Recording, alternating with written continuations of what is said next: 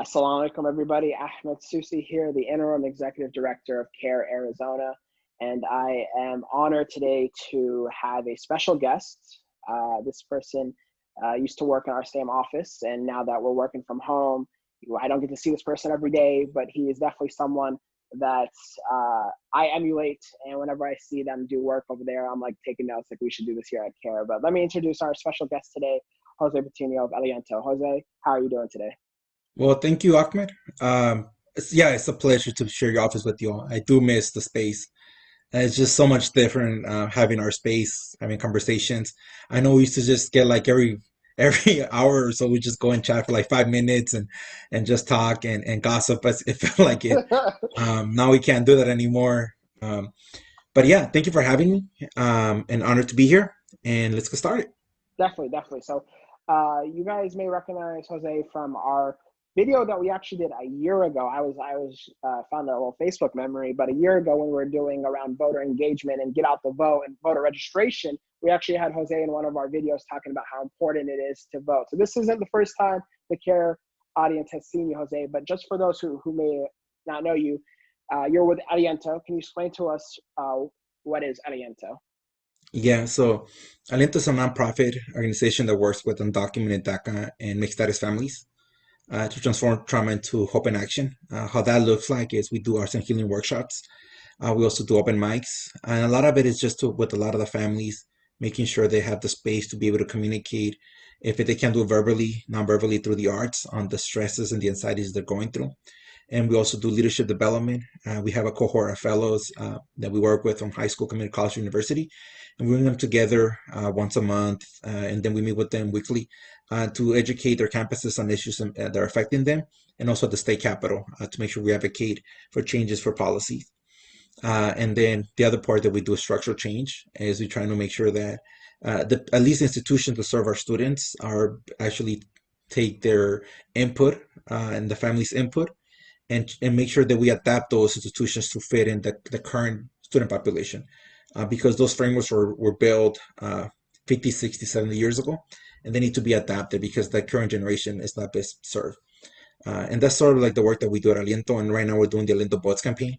As you mentioned, we're trying to get people out to vote, specifically young people 18 to 35, as well as Latinos, because the 2016 election, about 42% of those who were registered to vote, ages 18 to 35, came out to vote, and 46% of those who are Latinos came out to vote. So it's very critical that people come out to vote. Here in this country is the number one way you can have your voice heard. And typically those two communities get the short end of the stick, as I'm sure the Muslim community here in Arizona does as well. So for us, is how do we raise awareness, get those people who traditionally been marginalized, get them to participate, so then we can, the electorate, the elected officials represent their values. Because right now we're not seeing that. I mean, you told us a lot of what you do, Jose, and I still don't think it covers everything you guys do. I want to hit up on a couple of things. The first thing is the theme of turning trauma into hope and action. And I think that is the best way to describe Aliento to me. I mean, working alongside you guys, I really see how you all turn, really the silver lining type of mind of just turning that trauma of going through all this. And I mean, we'll get into a little bit more about how the uncertainty of DACA in our time period, but just turning that into hope and action. And I'm always energized when I see you guys. I mean, I remember my first week there, you guys were doing push-ups, and I was like, oh man, I gotta hit the gym to keep up with you guys. But the second thing that I'm very passionate about is you guys trying to get the youth out, right? Because you always hear how the youth don't show up to vote. It's always the older generation.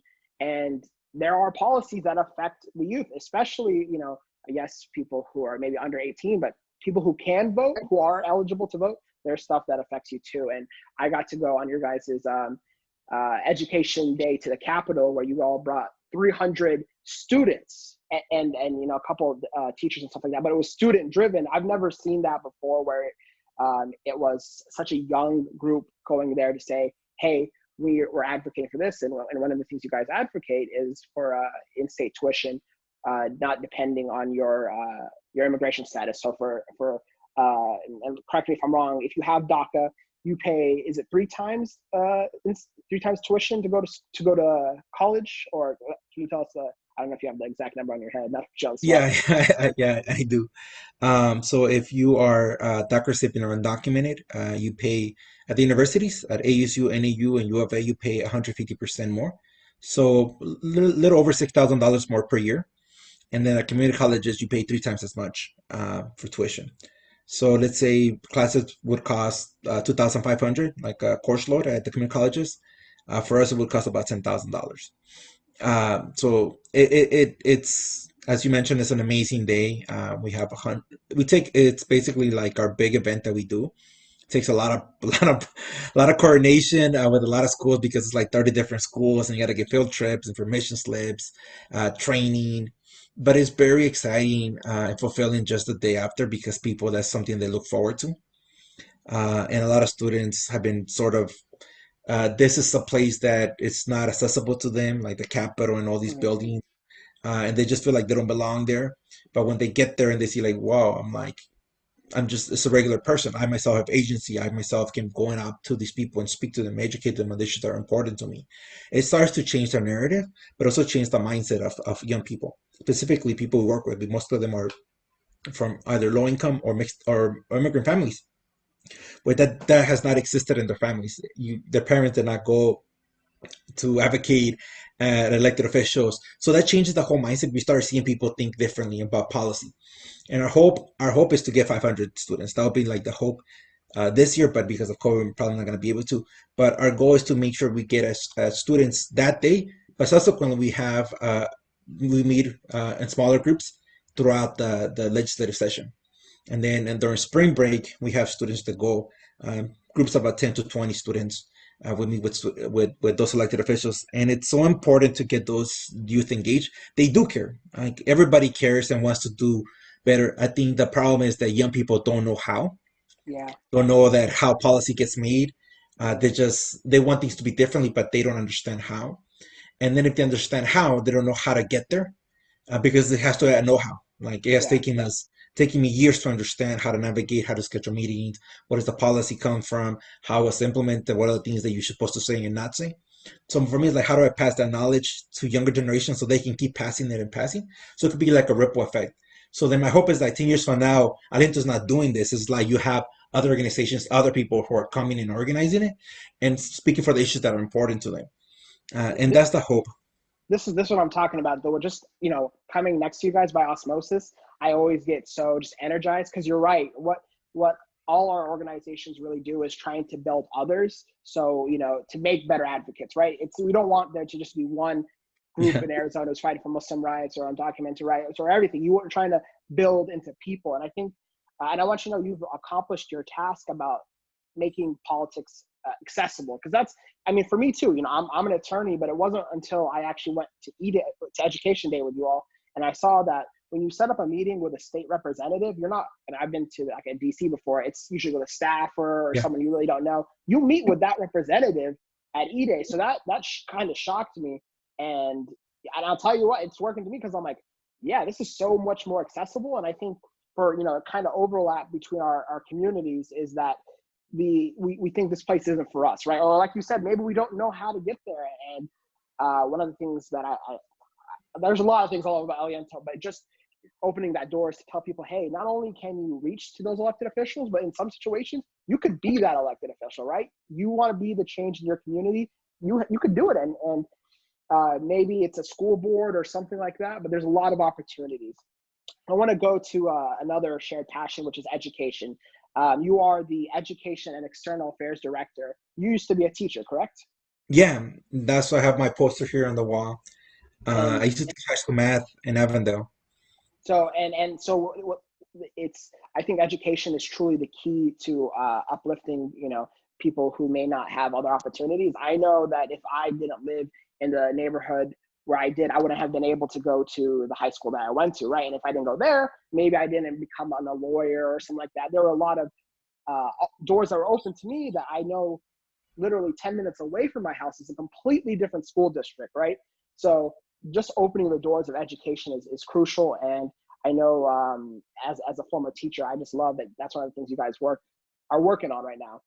but we kind of jumped a little bit. I want to take a step back, right? Because some Mhm. people, I know some people who may not know what DACA is, right? They hear this Yeah. word and they may hear it from one person or another person. Could you explain to us what is DACA?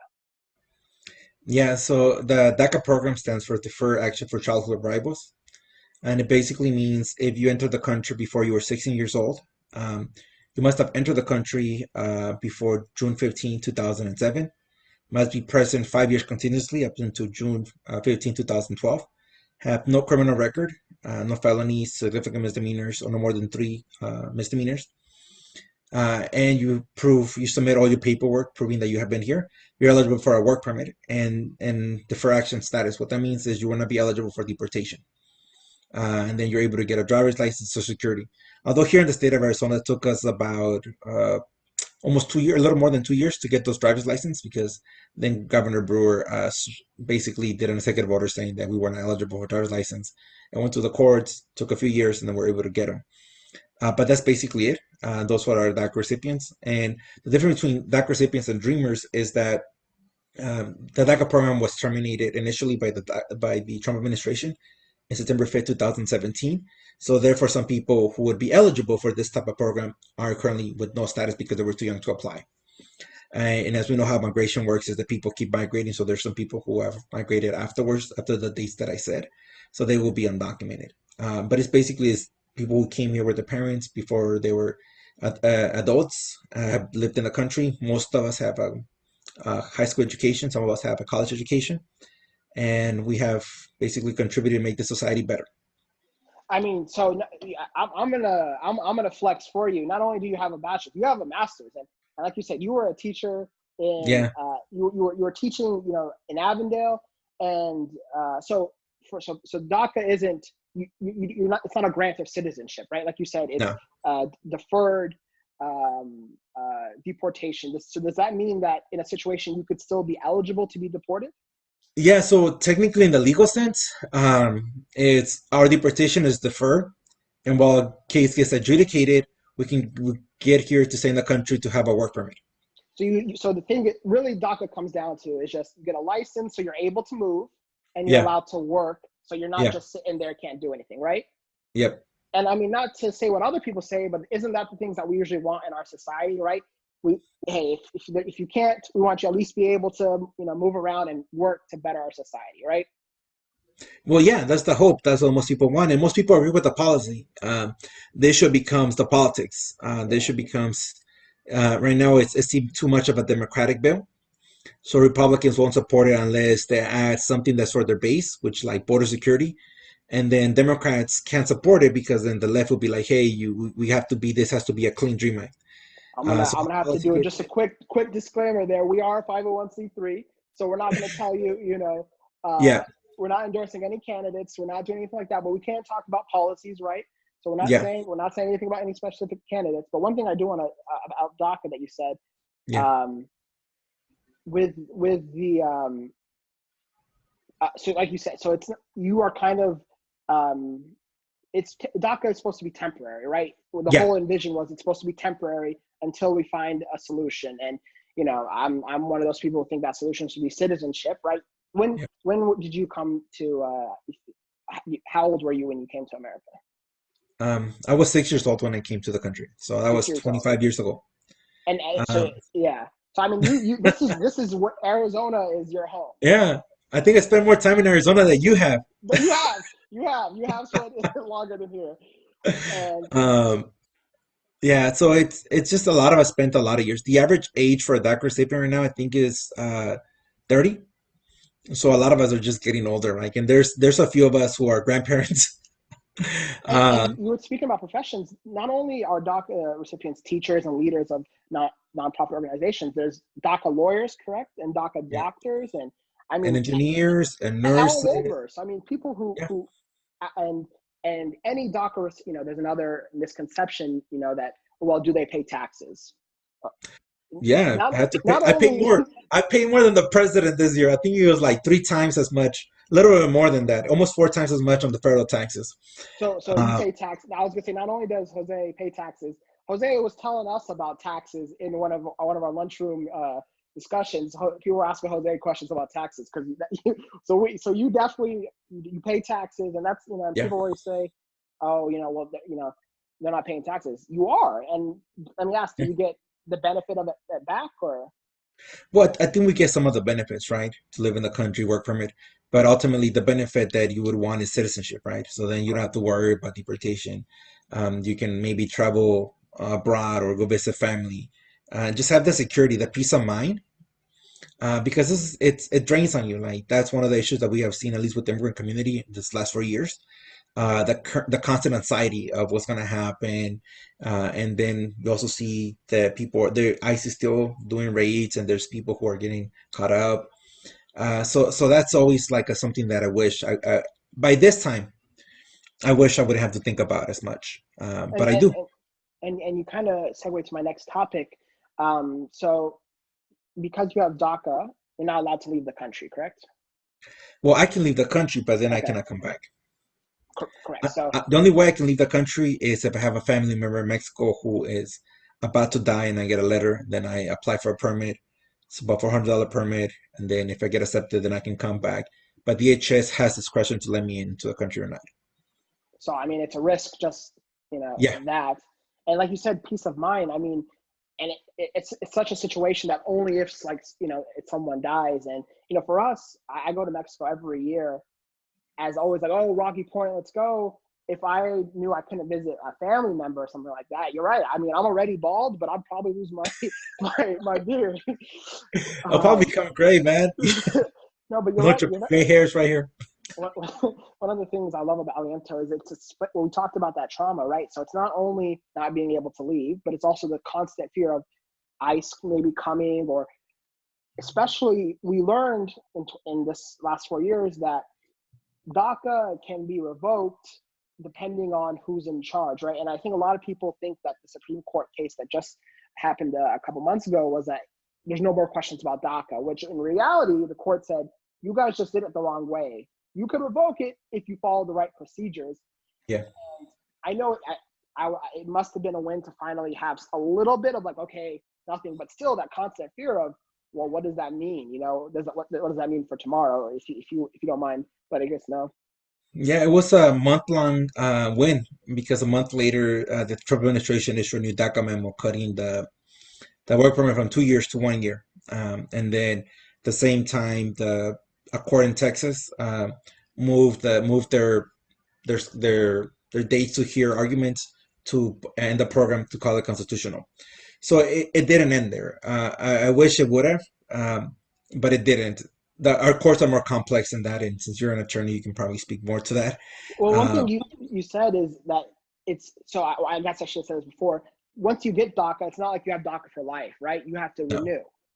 every 2 years, and it was a temporary program when the Obama administration created it in 2012. The thought was that hey, we're going to create this program for 2 years. Once we win the White House and keep the Senate, 2013 we're going to do immigration reform, and by 2014 this DACA program would not be necessary. Honestly, it didn't go like that. Nothing goes like planned. So then we're stuck here, and I don't think people have, at least politicians, have had a clear way forward on both sides. And it's something that as you have been involved in, at least in advocacy, it's just something that happens. It's like in policy making, it takes a very long time, takes a lot of work to move something forward because people are more worried about losing than they're worried about winning the good that they would do. Hmm. And that's frustrating. And our goal is that we're trying to do is educate and create a more conscious society. So Yeah, people focus on those issues more than rather than focusing on the negative. I I and that. Sorry, go ahead, Jose. No, I just think that's what's one of the issues that is troubling our society. Right now, most elected officials win attacking the other person rather than running on what they believe in or what they have done to Yeah, deserve to be there. And it's sad because then we're not building anything. It feels like you pass a legislation, the next administration is like, I'm gonna take this down and tear it down. And then it feels like that. You're not building anything. And that's yeah. not a way to govern. So I think that's one of the decay in our political system. And we see it affecting us in our society little by little. You see how education is not actually getting funded, it's not reformed, structuralized. You see with the roads, infrastructure, You see it in the medical industry. You see it at all places, and it's been taking for decades. I think we're gonna hit a place where we can't just ignore it pretty soon, and that's gonna be a tough conversation. I can't agree with you more, especially when politicians there's human there's human life in all of this where every decision is going to impact people, but something like this to me is really where I just say you got that. It's talking about what kind of human being are you when you're rolling the dice being this frivolous with people, right? When I think about America, and I know this isn't everyone, but I look at the Statue of Liberty and I pride myself on being the country where we open our arms to people in need, right? And I think I remember when DACA first came out, I was like, oh man, I was a little naive. I was like, this is it. Then, like you said, citizenship, we're done, and we're not there yet. And one of the things Arabic, inshallah, God willing, it happens soon. Yeah. And that's kind of what I wanted to. The main thing we're what I want to talk about was two things. So first of all, like you said, you guys have a new initiative called Aliento Votes, which rolls around with kind of all of our Get Out the Vote initiative. Mhm. But before I go, I want you to tell us what is Aliento Votes. Um, so basically, it's a campaign that Aliento is leading with our fellows and our interns and volunteers to get young people out to vote, 18 to 35, here in Maricopa County, and Latino votes. Just because those two groups don't come out to vote in the same numbers as others. And we see that being disproportionately affected in issues. Specifically, you're talking about COVID, unemployment. Those are the people who lost a lot of their jobs. Also, the Black community, the Native community. So we're focusing on that because that's what we understand the best. That's a lived experience. Other groups are focusing on other aspects of the electorate, which is great because they're the ones who are experts on that field. Mm-hmm. It wouldn't seem for me genuine to be like, hey, I'm gonna go talk to the Muslim community when I have really no understanding, like from the outside in. Yeah. So that's what we're trying to do. We do phone banks Tuesdays, Thursdays, and Saturdays. Actually, after this call, we're gonna do a phone bank. All right. Um, yep, and we're calling a lot of voters, specifically those who are called low propensity voters, meaning they don't vote on a consistent basis. A lot of them, I think, is apathy. People is just not knowing, not want to making the wrong choice. But often, I think the fundamental is that political institutions, elected officials, parties don't go and talk to these people. We're not courted. I assume that this is the same within the Muslim community, that you don't have politicians coming in and talking to you throughout the year. They just maybe come once and towards the end of the election, hey, come vote for me. Yeah. But not really building that relationship. Be like, this is the thing that I can do for your community because this impacts you. So we're talking to those people. Some of them are tough conversation because they're like, hey, just leave me alone. I'm tired of seeing all the ads and this election doesn't mean much to me. So I'm like, thank you for coming. I'm gonna vote for you. I'm gonna vote for your family because hey, like I didn't know like where to vote for, or like hey, now I have a reason to vote. So for us, we're gonna focus on those positive things because most of them are positive. And People and are I really engaged. Hmm. and you hit it right there on the dot. Like you said, a lot of your work, because I think a lot of people think it's just you have DACA, you don't, but there's that mixed status families, right? You said that Yeah. it's been a while, so some people, your brother or sister might be born here, they have citizenship, but you have DACA, and that's I mean, to me, I couldn't handle that trauma. I would have to go to one of your guys' arts and healings workshop for sure to be able to express that, but it's making sure to vote for the other. And one of my favorite words is empathy, right? And I think empathy is a big cure to a lot of our issues. Even if you have empathy, you could still be not 100%, but still empathy is important, and the ability to understand what others are going through. And one of the things here at CAIR Arizona that we want, that the reason why I invited you here is I want our community to understand that this election is bigger than just us, right? There's a lot of things that are for against Muslims and targeting us and all different types of communities. But one of them is someone who are our neighbors, right? You are our brothers and sisters. You guys are, and it's not just. I love Aliento, but we work with a bunch of different Hmm. organizations, and it's one of those things where, like we just said, DACA can easily be removed. It could depending on who's in charge. And even though we're talking about the federal level, there are state protections too that can make, like you said, in-state tuition that make it easier for people here so they don't have to leave Arizona. And one of the campaigns you guys ran was about how some of Arizona's brightest members aren't able to afford school here because of their status, and they have to leave, and they go out, and Arizona's losing that revenue. And I don't want to talk about like that, because I think it's more than just X's and O's and money, but it's still, this is something where I think, I went to law school in Louisiana, and we had a lot of floods there. But one of the things I really remember, and like just keeps me proud of being, in America, is when people are down, is when people come up, try to help them. You'd see people in their, boats trying to help people, rescue people from houses and homes. And it's similar with the Muslim ban, where people, when that happened, they were in the airports, right? People, we have this thing where we're going to defend the other. I know it can be very dark and very bad, but I'm an optimist. And I think this is a time in our moment where we as a community need to say, we're not going to allow our brothers, our sisters, I'm not going to let Jose have this issue on, we got, I guess, the first bite of the apple. We're not going to let this issue of DACA be removed, right? That's the first thing. And we're going to make sure we want people in power who are going to protect DACA. And then, we can finally get that citizenship. But at the minimum, right, we don't want to have that looking over your shoulder, like you were talking about, that.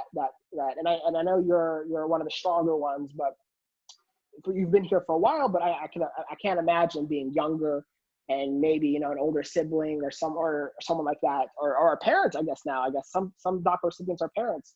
Yeah, a lot of them are parents. There you go. So you're the They only moved one on the lives. Yeah, that's my sister right there. And I think for me, it's coming with age and just like being through the fights. Because when I was younger, I was angry, man. I felt like I know a lot of people feel betrayed. Like, hey, like I worked this hard, I done all this stuff, and you're just telling me that I'm not good enough.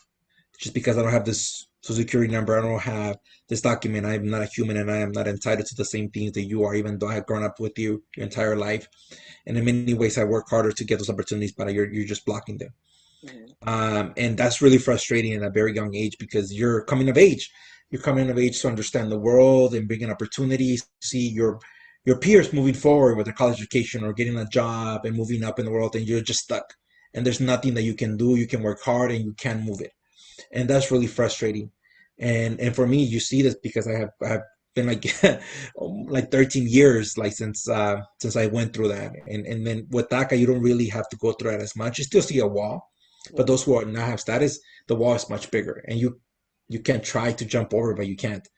And it's really frustrating. So my hope is that we can get your Muslim community, Definitely. It's not all the family members, uncles, aunts, cousins, second cousins, third cousins, out to vote. Everyone. Don't wait till November 3rd, right? You hear a lot of talk. Yeah. X amount of days, election day. No. Election day is now. Yes. Vote now. People are voting. In person, drop off ballot, mail it in, and then verify your ballot in, because we talked about all this, and I didn't say the main thing. Jose, you're not able to vote because you're not a citizen, right? Yeah, man. I'm getting old. I'm not able to vote, man. I'm older than you. No, I can't vote, man. I haven't been able to vote in the election. And we're talking about a policy that's literally, your existence here. And I can just imagine there was probably at least one student that was like, Mr. Patiño was a good guy. You were maybe one, maybe. And this is, the state believes you're a qualified person to educate our youth, and we're based, and you're not allowed to basically have a voice on if you could be here or not. And I just think that our community needs to make sure we remember it's not just us, and there is no such thing as my vote doesn't matter, because it matters here from a federal level to the local level. And before I end, I just wanted to say that I also think, Jose, and I kind of mentioned it, that you are not only one of the strongest people I know, but just someone I look up as a role model, right? Because to come out to say you have DACA is one thing, but you were fighting this fight before DACA was there, correct? Yeah, I got involved in high school 2007, but it became public in like my face in 2010 during the SB 1070 time, just because I was just tired. I was exhausted and just really angry that people would talk about my family, myself, calling me names. And they were like, you don't know me. Like, this is who I am. And then once I did, I was like, oh, what did I do? Because I was like, oh, because I did an interview with the Arizona Republic. And I thought it was gonna be something small, but they put it on the front page, and I was like scared because then my professor, I was at ASU studying engineering. My professor was like, "Hey, look, we have a famous guy," and I was like, "What? What did I do? Oh my god!" And then as I found out that actually people were more supportive, they're like, "Oh wow, I didn't know you were going through that. Yeah, let me know how I can help." And also my professor, I was like, "Wow." And then that kind of showed me like, hey, if you put yourself out there, more people are going to support it. You're gonna get some hate though, like you're gonna Yeah, hit some, and you know it because of the work that you do in the community and where we're at here in Arizona. Um, but the majority of people are gonna be supportive. Um, and it was a different time. I think it's right now it's probably just as bad um, for young people when you don't have when you're at, when you're truly undocumented because yeah, at least with me it's like I get pulled over, I'm like, hey, here's my driver's license, give me the fine, I'll be okay. But when I was undocumented, man, I was just panicking because several times I got pulled over. I looked a certain way, I drive a certain car, I didn't make the full stops according to people, I didn't make the complete turns, stuff like that. They pull you over, and that was scary because your car gets taken away, you lose $1,000, right? And then you're like, what's gonna happen? And that's people are going through that. I went through those things, and I'm glad that I don't have to go through it again right now because of the DACA status. But I truly don't want to go through it again. no, I'm getting too old for this. and you're right. It's people who don't have status, and I want. I know that I'm just so like I consider you all the role model. People who came out before, obviously people with DACA too, because you give the government information to say, hey, I'm undocumented. All but of it, man. All the medical records. You can see my grades from kindergarten too, man. You have to but submit but everything. but just I mean, like I'm definitely spoiled in the position where I am, right? I have a lot of things handed to me where I'm an American citizen. I can, I could all do all this. I don't have an issue with my status. I drive, I get a ticket. I'm not worried about, what happens or anything like that. And just seeing what you said, the youth movement, and I'm happy that people have a role model like you and have an organization like Aliento that are there. And there's a bunch of other organizations too, Mhm. but are people out there who, I like I said, I'm so proud that I know you guys and I look up to you all. And whatever happens on the CAIR side, on the least I say they can't, nothing's gonna happen to my citizenship, right? I could fight, nothing's gonna happen. And I want there to be one day where there's never an issue with you all, because like I said, you've been in Arizona longer than me, man. You and I'm and I'm hoping that next year when we have this conversation about registering people to vote, or 4 years from now, we'll have a different discussion about why we need other reasons why to vote. But thank you so much, Jose. If you have anything else about Aliento, I know you got a lot of events upcoming. I don't know if you want to plug anything, but feel free to. Yeah, visit the website. Make sure if volunteer. We're making calls. We're texting. Make sure to volunteer with us, with CARE, with any other organization. Right now, we need as many people as possible to get engaged. Whoever it is, whether you're gonna do it actually canvassing, going to person, or you're gonna do calls, or you're just gonna get your family members. A lot of us have a lot of stake. As Ahmed mentioned, for me, it's like just being here in the country and being able to live in my house, live my life, but other people have other more stakes. So for me, it's really important that ultimately all of us get involved. I think if all of us get involved, we win as a society. We're Definitely. less distant, we're closer together. More of us have in common that we have differences. Yeah. There's obviously some people that you're never going to change, but that's the minority. But the issue is that we can become so secluded in our bubbles, and then we get stuck like this, where we're in a global pandemic, and it feels like it's the only country who has gone through this. No other country has, even though we should not supposed to be through this. But They can I'm follow you. still grateful. I'm still grateful Definitely. for a lot of things that I have. No, definitely. I'm with you there. I'm grateful that I got to meet you and work with you and work with Aliento. If they want to get involved, you said they can follow you. I know the website, but you're also on your social media, right? Yeah, Facebook, Instagram, Twitter. You, yeah. Instagram, Twitter, TikTok. We have a TikTok. We have like 2 followers. So you want to be a third follower? I don't know about TikTok, but I'll think about it. Thank you so much, Jose, for taking some time. And thank you all. Remember, the main thing, get out to vote. That's the Yeah. most important thing. Get out to Early vote. Get voting, involved. Volunteer. definitely. Volunteer. Definitely. Thank you so much, guys.